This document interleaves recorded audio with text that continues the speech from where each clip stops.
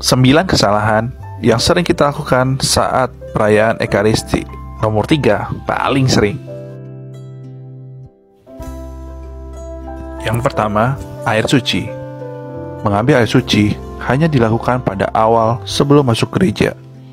Air suci mengingatkan makna pembaptisan, yaitu pertobatan, pengkudusan, kehidupan baru di dalam Kristus, dalam persatuan Allah Bapa dan Roh Kudus, serta pengusiran roh jahat.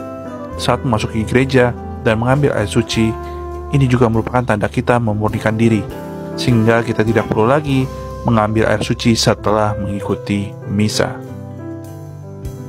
Kedua, berlutut.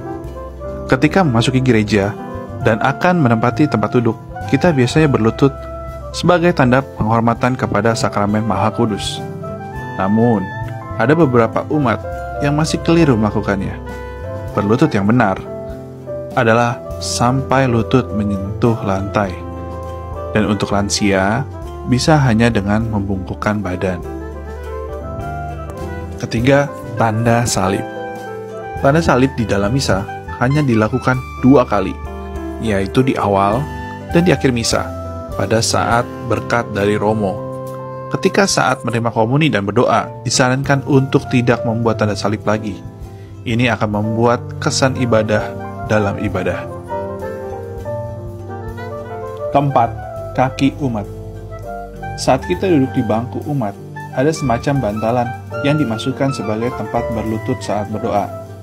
Tetapi tidak sering kita melihat orang meletakkan kakinya di atas bantalan tersebut. Hal ini merupakan kebiasaan yang salah. Selain agar tidak kotor saat kita berlutut, fungsi dari bantalan tersebut hanya untuk berlutut, bukan untuk menarik kaki umat. Kelima, partisipasi umat.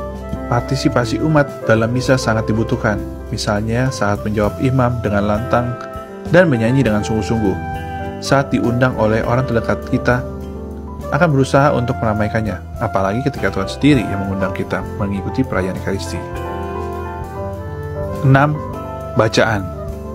Banyak orang yang bertanya, mengapa orang Katolik tidak membawa kitab suci pada saat misa? Hal ini dikarenakan sudah ada seorang lektor yang akan membacakan bacaan kitab suci, sehingga umat diharapkan untuk mendengarkan secara aktif. Bisa juga dengan membawa kitab suci dan membaca bacaan sebelum misa dimulai. Yang ketujuh, doa syukur agung. Selama konsekrasi berlangsung, lihatlah ke depan dan jangan menunduk. Imam mengajak umat untuk melihat roti dan anggur yang telah berubah menjadi tubuh dan darah Kristus. Menunduk dan hormat dapat dilakukan saat imam menurunkan piala sambil hormat. 8. Komuni. Ketika menerima komuni, jangan hanya diam saja. Katakan amin dengan jelas dan terdengar oleh imam, sebagai tanda mengaminkan bahwa itu adalah benar-benar tubuh dan darah Kristus. 9. Tepuk tangan. Saat misa, tidak disarankan untuk bertepuk tangan. Misalnya, untuk kor yang menyanyi dengan bagus. Karena seperti yang dikatakan oleh Paus Fransiskus, misa bukanlah ajang perlombaan atau pentas seni, melainkan murni persembahan dan pelayanan untuk Tuhan. Nah, itulah 9 keliruan yang sering kita lakukan saat perayaan Ekaristi. Teman-teman paling sering melakukan yang ke nomor berapa nih?